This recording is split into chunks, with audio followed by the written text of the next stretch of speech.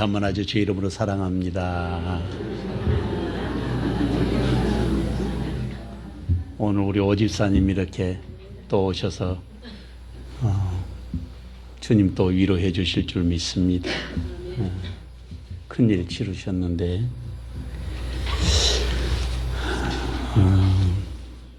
한 번 더 하죠. 옆 사람하고 주의 이름으로 축복합니다.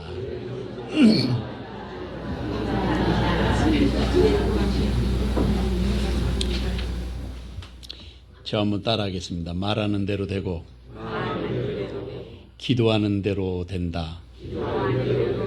할렐루야. 오늘 본문 말씀은 굉장히 유명한 말씀입니다. 우리에게 잘 알려진 세례 요한의 이야기가 기록되어 있습니다. 광야에 있어야 될 세례 요한이 감옥에 갇혀 있습니다. 더 놀라운 사실은 예수님에게 제자들을 보내서 예수님이 하나님이 보내신 분인지 또 다른 사람을 기다려야 할지 그걸 지금 물어보고 있습니다. 말씀 가운데도 참 이해하기가 조금 곤란하고 어려운 그런 본문이 있는데 오늘 본문이 그런 내용 가운데 하나다.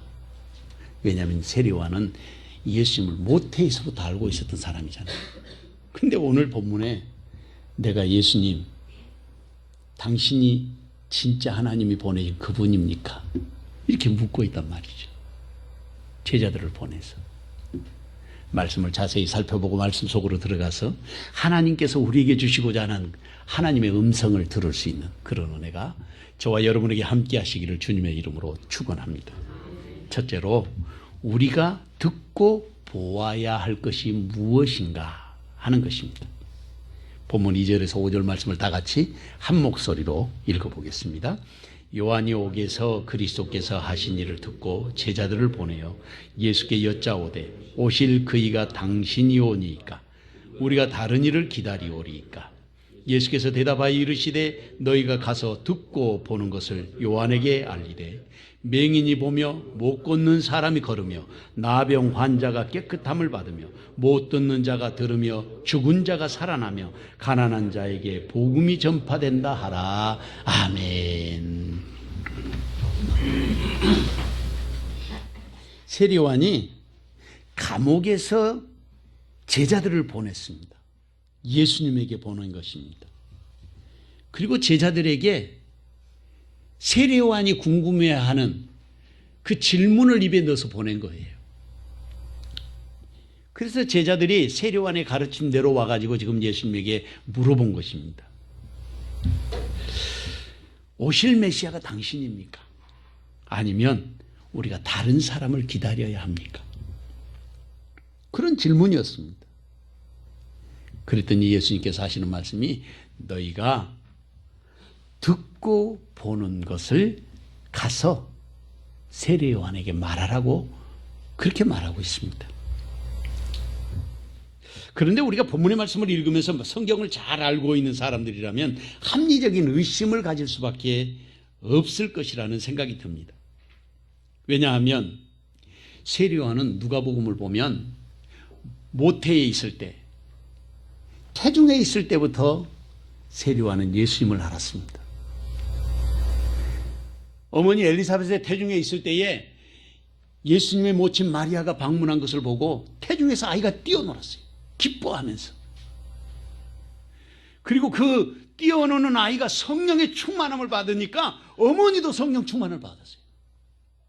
성령 충만함을 받은 그 어머니가 예수님의 어머니 마리아에게 축복하고 노래한 것이 바로 엘리사벳의 축복이에요.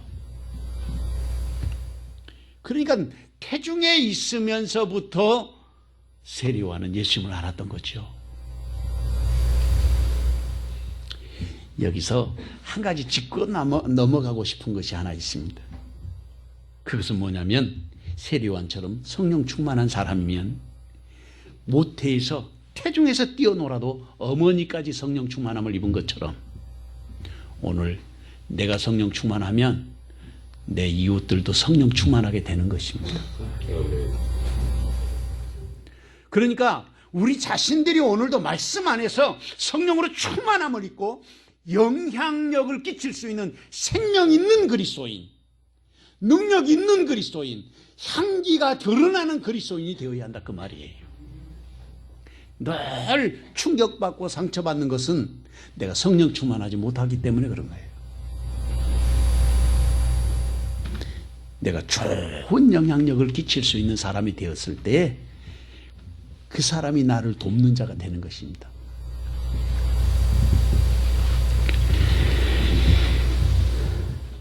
다시 여기서 우리가 스스로 질문해 볼 필요가 있는데, 첫째, 나는 성령 충만한 사람인가? 그렇지 못하다면 우리는 더 많이 기도해야 될 필요가 있습니다. 아니, 더 많이 기도해야 되는 것입니다.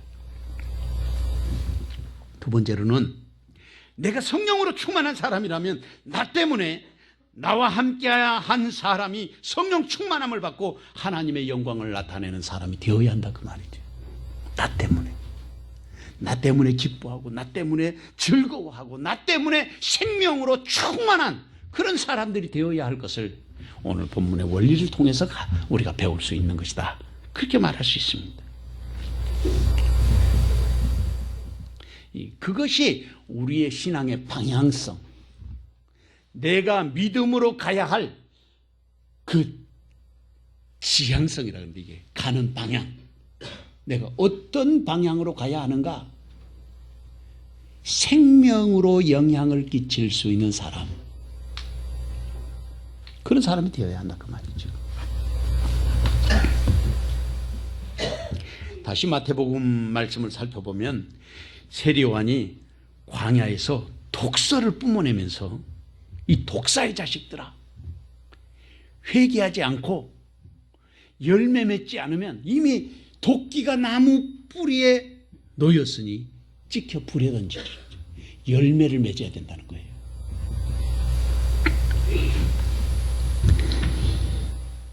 그러면서 세례요한이 정결 예식을 행하는데 그게 바로 세례 예식이었습니다. 그런데 그때 예수님이 세례요한을 찾아와요. 예수님께서 나도 세례를 받아야 되겠다고. 그러니까 세례요한이 예수님에게 뭐라고 말씀하시느냐면, 내가 당신에게 세례를 받아야 할 터인데 당신이 내게로 오시나이까? 그렇게 말하고 있어요. 내가 당신에게 세례를 받아야 될 텐데 당신이 내게 세례를 받으러 오셨냐 그 말이에요. 여러분, 인류 역사상 모든 사람이 세례를 받아야 하지만 딱 한 분 받지 않아도 되는 분이 계셔요. 그분이 예수님이에요. 그런데 그 예수님이 세례를 받으신 거예요. 왜냐하면 율법을 이루기 위해서. 정말 놀라운 일이 아닐 수 없어요. 우리 모두는 세례받아야 될 사람들인 것이 틀림없어요. 회개해야 되고 주님 앞에 열매 맺지 않는 나무 되면 찍혀 불에 던질 수밖에 없는 존재이지만 예수님은 세례받지 않아도 되는 분이에요. 이 세상에 오직 한 분만. 그런데 세례를 받으러 오신 거예요. 그때 세례요한이 내가 당신에게 세례를 받아야 할 텐데 당신이 내게로 오시나이까? 이게 무슨 말씀입니까? 세례요한이 예수님을 알고 있었다는 거예요. 그것뿐만 아니라 세례를 받고 예수님이 올라오시는데 하늘이 열리고 성령이 비둘기같이 임하시고 그리고 음성이 들렸잖아요. 이는 내 사랑하는 아들이요 내 기뻐하는 자라. 너는 저의 말을 들으라. 그런데 오늘 제자들을 보내갖고 우리가 기다리던 분이 당신입니까? 아니면 다른 사람을 기다려야 됩니까? 이렇게 말하고 있단 말이죠.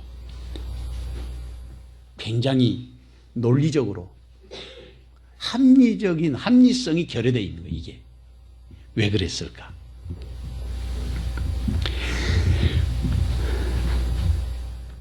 또 예수님이 세례 받으러 오시기 직전에 무슨 말을 했느냐면 마태복음에서 3장에 나오는 이야기인데 나는 너희로 회개하기 위하여 물로 세례를 베풀거니와 내 뒤에 오시는 이는 나보다 능력이 많으시니 나는 그의 신을 들기도 감당하지 못하겠노라.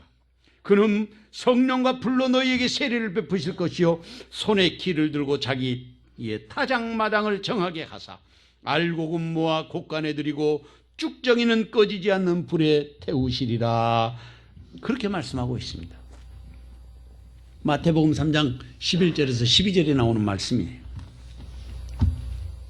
그런데 이 말씀에서 언뜻 우리가 세례 요한이 가지고 있는 메시아관,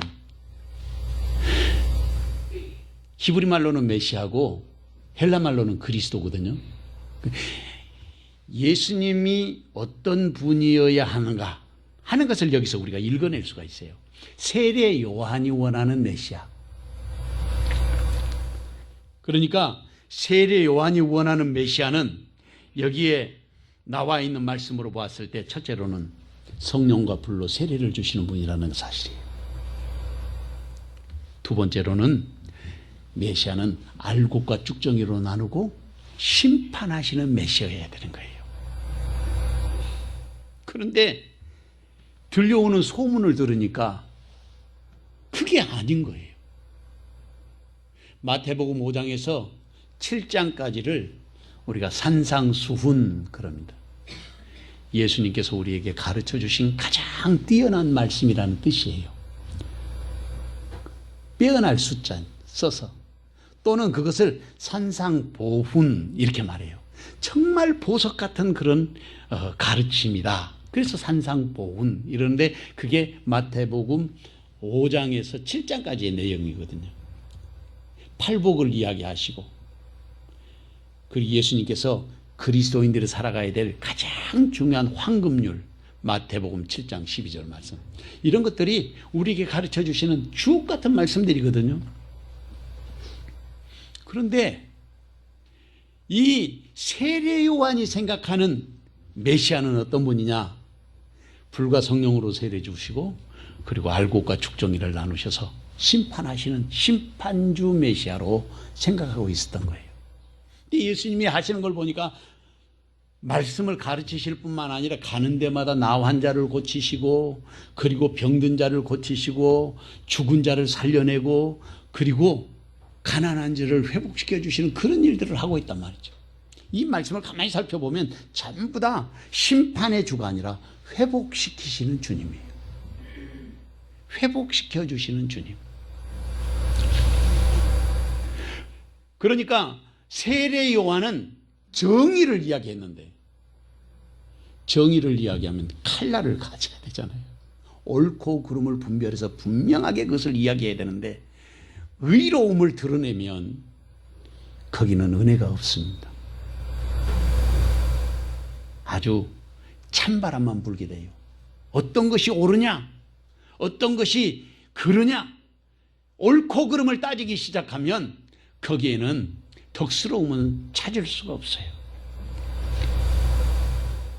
그게 바로 세례 요한이 가지고 있는 메시아관이라고 말이죠. 근데 예수님이 가는 길이 전혀 달랐어요.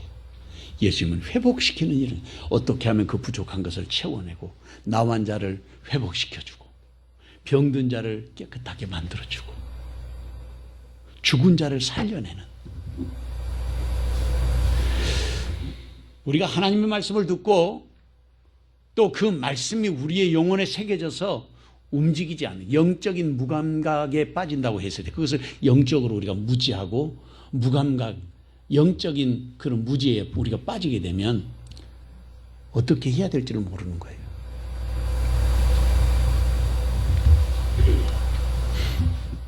그래서 세례 요한이 제자들을 보낸 거예요. 내가 원하는 메시아가 아닌 거예요. 그러니까 메시아가 아닌 것 같아요. 아니, 자기가 세례를 베풀 때도 하늘에서 음성을 듣고 그리고 그 위에 성령이 비둘기같이 임재하는 것을 보았는데도 불구하고 세례 요한은 지금 의심이 생긴 거예요. 물론 여러 가지 해석을 할 수는 있지만 오늘도 우리가 예수를 믿을 때 내가 원하는 예수님, 내가 믿는 예수가 아니라 성경이 말씀하시는 그분을 우리가 찾아야 되는 거예요. 내가 원하는 방법대로 살아가는 것이 아니라 하나님이 원하는 방법대로 우리는 살아야 하는 것입니다. 세상이 원하는 예수가 아니에요. 세상이 원하는 메시아가 아니라 하나님이 원하시는 메시아를 우리는 만나야 되는 것입니다. 세례요한의 제자들이 오실 그이가 당신이 오니까 우리가 다른 일을 기다리오리이까. 그런데 예수님이 5절 말씀에 보면 그렇게 대답하고 있습니다. 맹인이 보며 못 걷는 사람이 걸으며 나병 환자가 깨끗함을 보으며 못 듣는 자가 들으며 죽은 자가 살아나며 가난한 자에게 복음이 전파된다 하라. 이것이 선지자 이사야를 통해서 하신 말씀인데 그것은 하나님의 말씀이 지금 이루어지고 있다 하는 것을 가르쳐 주는 거예요. 더 쉽게 말하면 너가 보는 내가 바로 약속한 그 메시아다. 예수님이 그걸 가르쳐 주신 거죠. 그리고는 예수님이 이 제자들에게 뭐라고 말씀하시냐면 너희가 가서 듣고 보는 것을 요한에게 알려라. 너희가 듣고 본 것을 가서 말하라는 거예요. 여기에 말씀을 좀 더 깊이 살펴보면 알리다라는 동사가 아판겔로라는 말인데, 아판겔로라는 말은 단순하게 문법적으로 보면 그냥 우리가 보는 대로 물리적인 현상을 그냥 그대로 이야기하는 걸 말하지만, 이 아판겔로의 영적인 의미는 뭐냐면 하나님의 역사하심을 가서 말하라는 거예요. 하나님의 기적을 가서 말하라는 거예요. 우리의 생각을 말하는 것이 아니라, 내가 보는 것을 말하는 것이 아니라 하나님의 역사, 하나님의 기적을 가서 말하라는 거예요. 오늘도 우리 자신들이 우리의 생각을 말해야 되는 것이 아닙니다. 하나님이 역사하시고 하나님의 기적을 가서 이야기하라고 예수님이 여기서 지금 그렇게 말하고 있어요. 그때 하나님의 역사하시는 손길이 우리 안에서 드러나게 되는 것입니다.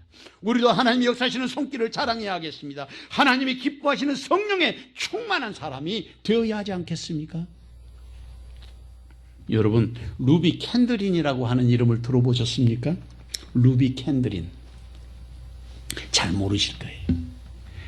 왜냐하면 이분은 1906년에 우리나라에 와서 25살 나이로 선교사라고 오신, 처녀의 몸으로 온 선교사 여자 청년이었죠, 말하자면.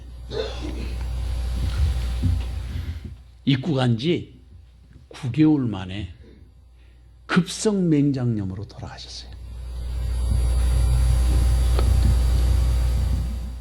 지금 양화진에 가면 이분의 묘가 있습니다. 여러분, 인터넷으로 찾아보면 그 양화진에 있는 이 루비 캔드린의 묘가 사진으로 이렇게 올라와 있어요. 근데 그녀의 마지막 그 묘비에 영어로 그렇게 기록되어 있습니다. If I had 1,000 leaves to give, Korea should have them all. 그랬어요. 이게 무슨 말이냐면, 만약에 내게 1000개의 생명이 있다면 그것을 이 조선 사람들에게, 한국 사람들에게 다 주고 싶습니다. 그런 뜻이에요.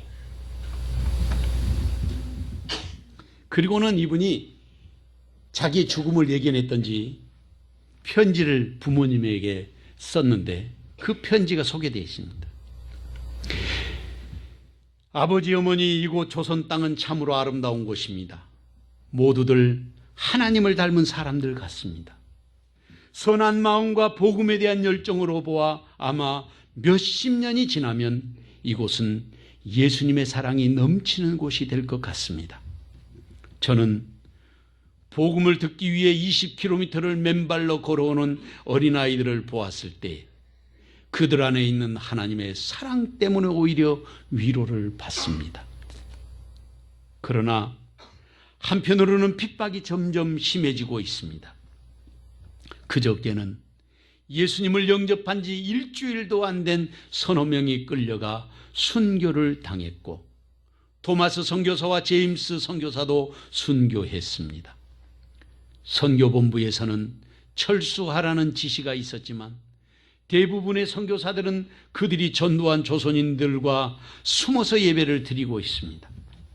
그들은 모두 순교할 작정인가 봅니다. 오늘 밤은 유난히도 고향으로 돌아가고 싶습니다.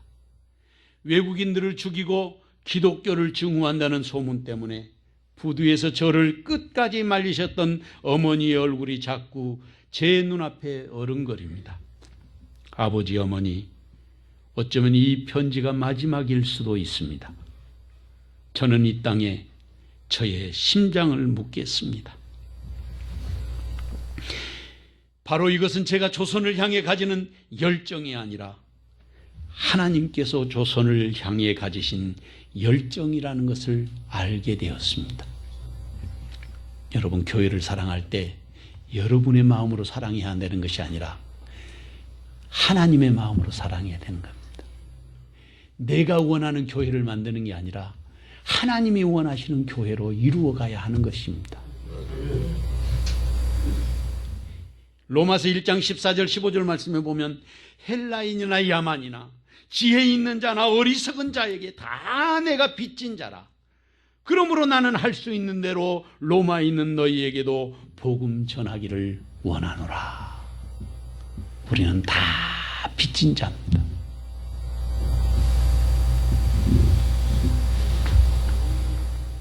사랑하는 성도 여러분, 예수님의 생명으로 살았던 우리의 믿음의 선진들이 순결한 신앙을 가지고 있었던 것은 그들의 신앙으로 오늘 우리가 있게 된 것입니다. 우리의 신앙이 어디서 하늘에서 뚝 떨어진 게 아니에요. 그 눈물과 그 생명의 헌신이 오늘 이 자리에 우리를 있게 한 것입니다. 지금 내가 보아야 할 것이 무엇입니까? 지금 내가 들어야 할 것이 무엇입니까? 그리고 세상에서 우리는 무엇을 전하는 사람이어야 하겠습니까? 주님은 지금 말씀하십니다. 너희가 듣고 보는 것을 요한에게 알리라. 이 시대의 요한을 향해서 역사하시는 그 놀라운 은총의 자리에 주님은 지금 저와 여러분을 초대하고 계십니다. 이 귀한 은총의 시간 저와 여러분에게 함께 하시기를 주님의 이름으로 축원합니다. 둘째로, 지금 우리는 무엇을 보려고 왔는가? 자신에게 질문해야겠습니다. 본문 6절에서 9절 말씀을 다 같이 한 목소리로 읽어보겠습니다. 누구든지 나로 말미암아 실족하지 아니하는 자는 복이 있도다 하시니라. 그들이 떠나며 예수께서 무리에게 요한에 대하여 말씀하시되 너희가 무엇을 보려고 광야에 나갔더냐? 바람에 흔들리는 갈대냐? 그러면 너희가 무엇을 보려고 나갔더냐? 부드러운 옷 입은 사람이냐? 부드러운 옷을 입은 사람들은 왕궁에 있느니라. 그러면 너희가 어찌하여 나갔더냐? 선지자를 보기 위함이었더냐? 옳다, 내가 너희에게 이르노니 선지자보다 더 나은 자니라. 아멘. 예수님은 그렇게 말씀하십니다. 누구든지 나로 말미암아 실족하지 아니하는 자는 복이 있도다. 이 말씀을 거꾸로 다시 읽어보면 복 있는 사람은 어떤 사람이냐? 실족당하지 않는 사람, 시험받지 않는 사람이 복 있는 사람이라. 그 실족하다는 말을 스칸달리스테라 그러는데, 스칸달리스테, 이 말은 함정에 빠진다 또는 죄를 범한다, 그런 의미로 사용되는 것입니다.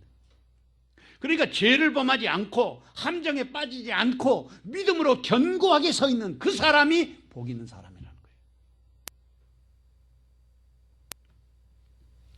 세례 요한의 제자들이 예수님을 떠나가고 예수님께서 사람들에게 그렇게 말했습니다. 너희가 무엇을 보려고 광야에 나갔더냐? 바람에 흔들리는 갈대냐? 그러면 너희가 무엇을 보려고 나갔더냐? 부드러운 옷 입은 사람이냐? 부드러운 옷을 입은 사람은 왕궁에 있느니라. 그러면 너희가 어찌하여 나갔더냐? 선지자를 보기 위함이었더냐? 옳다, 내가 너희에게 이르노니 선지자보다 더 나은 자니라. 예수님은 본문의 말씀에서 질문을 막 쏟아놓고 있습니다. 그리고 광야에 나온 그 목적이 무엇인지를 제자들에게 사람들이 깨달을 수 있도록 지금 말씀을 던지고 있습니다. 무엇 때문에 나왔냐는 거예요. 이 광야에. 목적이 무엇이냐고 말이죠. 지금 나를 만난 이 목적이 무엇인가? 광야. 광야라는 곳은 생명이 살 수 없는 황막한 곳을 말합니다. 사람이 살지 않는 곳입니다. 아니, 살 수도 없는 곳입니다. 그곳이 광야가 아니겠습니까? 광야는 고독하고 외로운 곳이고 버려진 땅입니다. 고대로부터. 그런데 그 광야는 그곳에 찾아가서 하나님을 만났어요. 사람의 손길이 닿지 않는 그곳에서 하나님을 만난 거예요. 그러니까 광야는 사람들에게는 버려진 땅이지만 그곳은 하나님이 임재하시는 곳이었다는 말이에요. 그 광야에 시내산이 있었지 않습니까? 미디안 광야 끝자락에.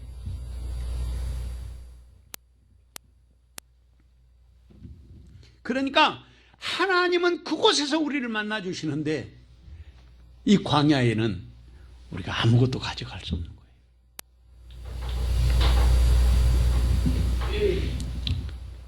오직 세상 것은 다 포기하고 하나님을 바라는 그런 마음을 가졌을 때 하나님을 만날 수 있게 되는 것입니다. 세례요한의 사역은 바로 거기에서 출발했던 것입니다. 그게 유대 광야예요. 본문 9절 말씀에서 그렇게 말씀하고 있습니다. 그러면 너희가 어찌하여 나갔더냐? 선지자를 보기 위함이었더냐? 옳다, 내가 너희에게 이르노니 선지자보다 더 나은 자니라. 그렇게 말했습니다. 예수님은 세례요한을 선지자라고 했습니다. 선지자보다 더 나은 자니라. 선지자 중에 선지자라고 그렇게 말씀하고 있습니다. 여기서 우리는 다시 우리 자신을 향해서 질문을 던질 필요가 있습니다. 오늘 나는 여기에 무엇을 하기 위해서 오셨습니까? 나는 누구를 만나야 할 사람입니까? 지금 내가 찾아온 이 자리는 과연 하나님을 만날 수 있는 영적인 광야인가? 하나님만 바라는 광야에 지금 내가 서 있는가? 그렇다면 세상의 모든 것을 내려놔야 되는 것입니다. 나의 지식도 내려놔야 합니다. 나의 경험도 내려놔야 됩니다. 나의 지위도 내려놔야 됩니다. 나의 부귀와 영화와 명예도 다 내려놔야 되는 것입니다. 광야에는 그것이 필요가 없어요. 오직 주님 예수님만을 바라는 곳이어야 한다 그 말이죠. 지난 12월 12일 날 우리 영등포 노회에 장로님으로서 노회장을 지내셨던 박상철 장로님이라는 분이 90세 일기로 하나님의 부르심을 받았습니다. 1988년부터 장로 노회장님을 세우기 시작했는데 5년에 한 분씩 세웁니다. 1992년에 두 번째 장로님 노회장이셨는데 그분이 이번에 돌아가셨어요. 조선대학교 법정대학원을 나오시고 또 총회적으로나 우리 교단적으로 굉장히 큰 일을 많이 하셨습니다. 그래서 장례를 어제 아침에 치렀어요. 새벽기도 마치고 새벽에 4시 반에 노회장으로 치러달라는 거예요. 그래, 예의에 어긋나는 것 같아요. 그분 고향이 전라남도 순천시 별양면이죠. 제 고등학교 24년 선배예요. 그러니까 1회 졸업생. 제가 24회니까.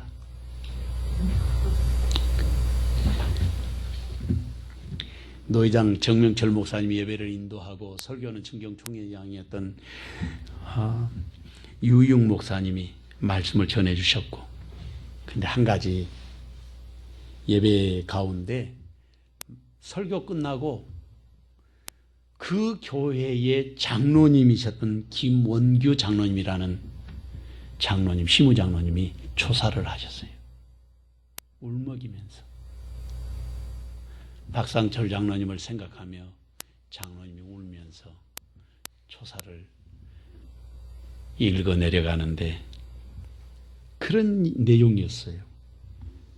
우리 영도교회가, 영도교회 장로님이신데 우리 영도교회가 오늘 있기까지 처음부터 장로님의 그 무릎과 그 헌신으로 여기까지 오게 됐는데 우리도 장로님이 가신 그 길을 배우고 따라서 그 믿음의 삶을 살아가겠습니다. 그런 내용이에요. 울면서 그렇게 고백하는 조사를 들었습니다. 불현듯이 고인이 가신 길을 생각하면서 슬퍼하고 아쉬워하는 그 모습이 갑자기 제 가슴에 다가왔어요.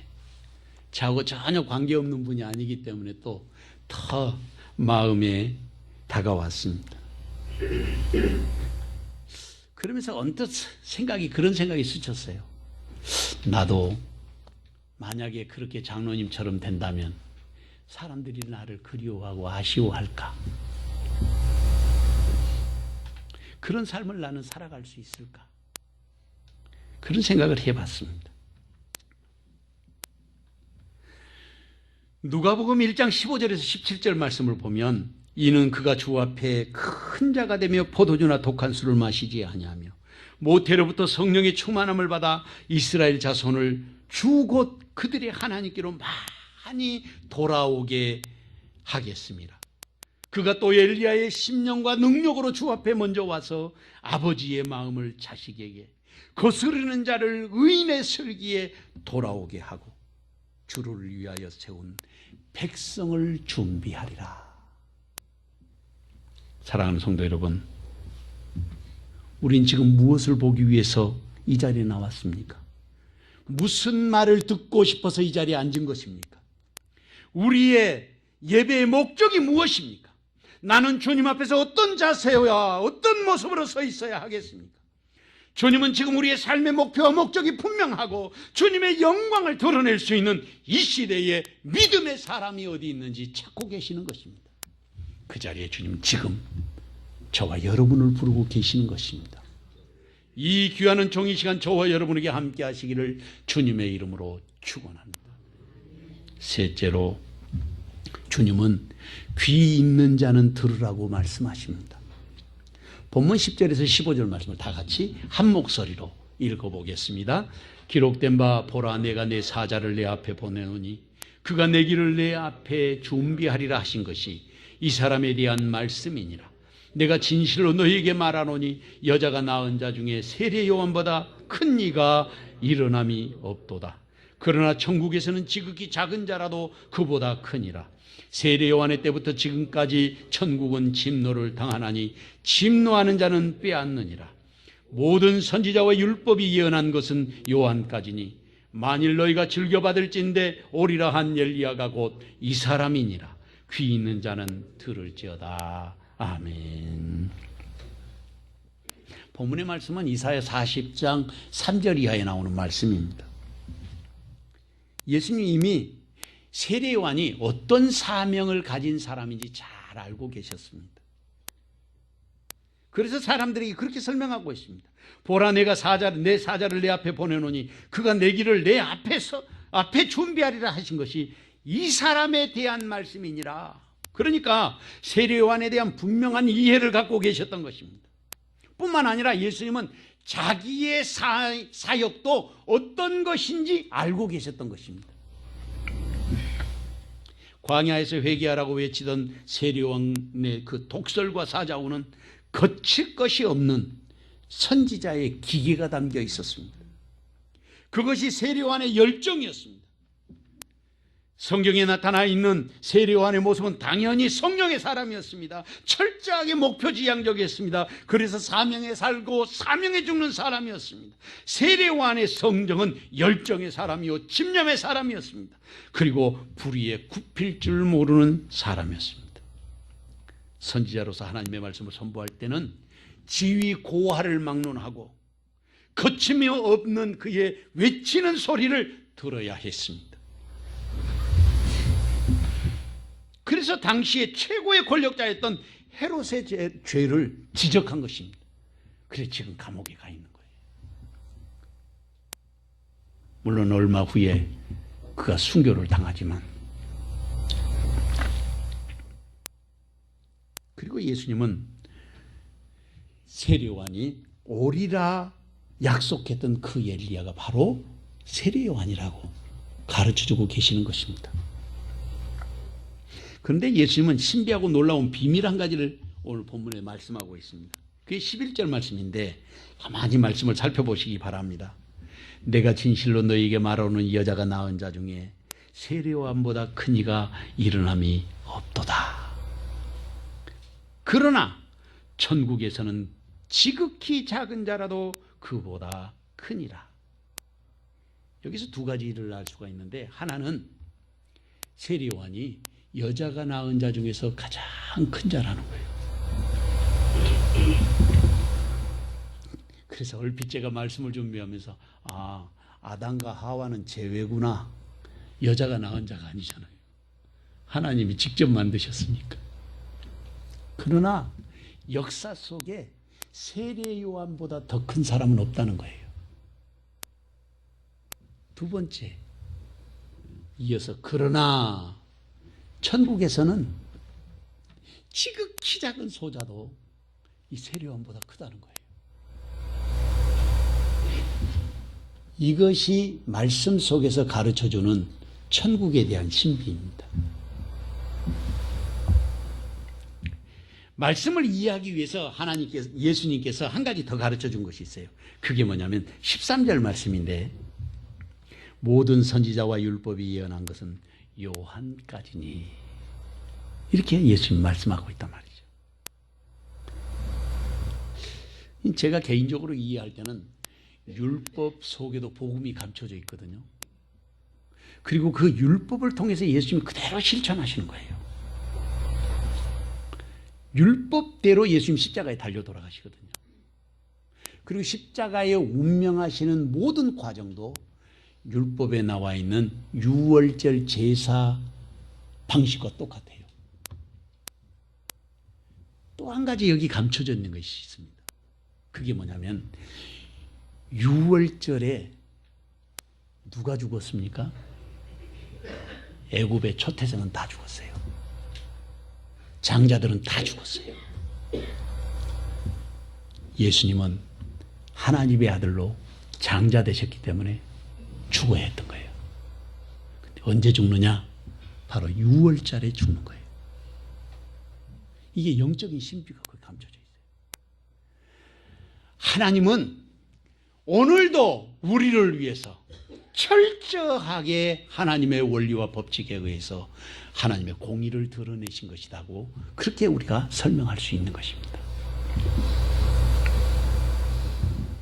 그러니까 세례요한은 13절 말씀에 나와 있는 것처럼 율법의 마지막이 되고, 세례요한은 복음의 시작 기점이 된 거예요. 이 말씀도 굉장히 이해하기가 좀 어려웠어요. 제 천국에 가보면 뭐 어려운 것 없이 다 이해가 되겠지만, 그리고는 본문 15절에서 그렇게 말씀하십니다. 귀 있는 자는 들을지어다. 내가 한 5년, 14, 15년 전에 안동에 있는 구담교에 제가 방문하게 됐습니다. 집회를 해달라고 그래가지고 오후에 거기서 예배를 4시까지, 그래서 12시에 예배 마치고 제가 막 안동까지 갔어요.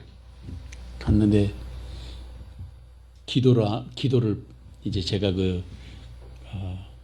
치유 사역을 좀 했어요. 아픈 사람들 나오라 해서 기도해드리고 했는데 한 아이가 나오는데 제가 깜짝 놀랐어요.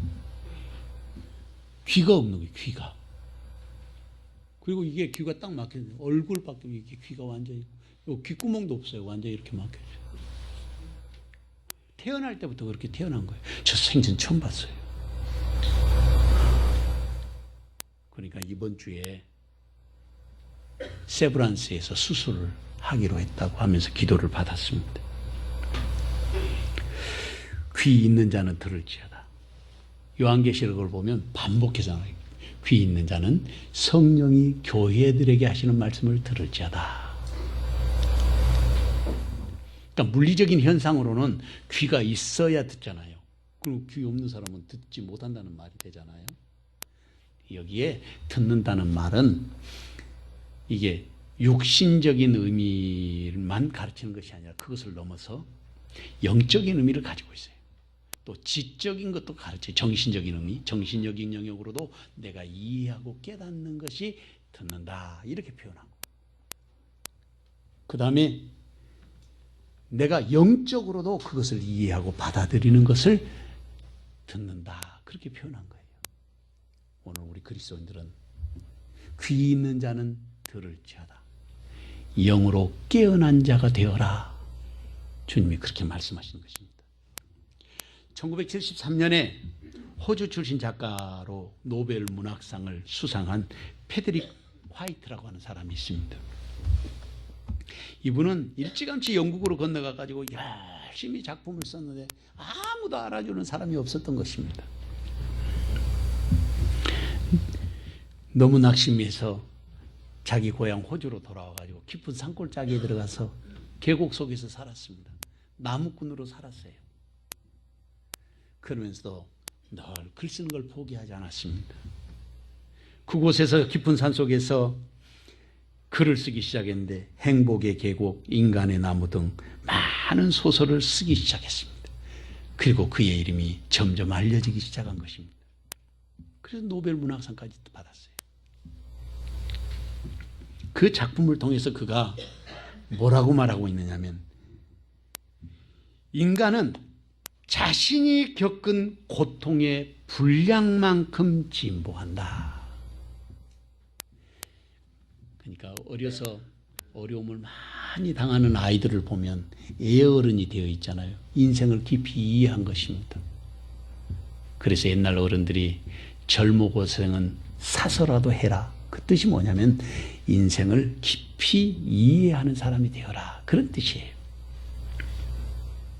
그리고 또 이 화이트는 인간의 나무라는 작품에서 뭐라고 말하냐면, 인간은 진정으로 겸손해질 때 하나님과 가장 가깝게 된다. 겸손해질 때 하나님과 가까워진다는 거예요. 에레미야가 2장 13절 말씀에 보면, 딸 예루살렘이 내가 무엇으로 내게 증거하며 무엇으로 내게 비유할까? 처녀 딸 시온이여, 내가 무엇으로 내게 비교하여 너를 위로할까? 너의 파괴됨이 바다같이 크니 누가 너를 고쳐줄 소냐? 사랑하는 성도 여러분, 2000년 동안 철저하게 파괴되고 버려져 있었던 예루살렘, 그 땅이 기적같이 다시 회복되어져 있는 그 시대를 저와 여러분이 지금 살고 있습니다. 이 사건보다 더 큰 세상의 기적은 사실은 없습니다. 우리는 무엇으로 주님의 증거를 드러내는 사람이 되어야 하겠습니까? 누가 주님의 음성을 듣고 이해하는 사람이 되어야 하겠습니까? 주님의 깊이 있는 교훈을 어디에서 찾아야 하겠습니까? 누가 영적인 가르침에 귀를 열고 응답하는 사람이어야 하겠습니까? 그 자리에 주님은 지금 저와 여러분이 서 있기를 원하시는 것입니다. 이 귀한 종이 시간 저와 여러분에게 함께 하시기를 주님의 이름으로 축원합니다. 사랑하는 주님, 주께서 주신 은혜와 사랑을 감사합니다. 오늘도 말씀 속에서 우리에게 부르시는 주님 음성 듣게 하여 주셨사오니 주님 홀로 영광 받아 주시옵소서. 예수님의 이름으로 기도하옵나이다. 아멘.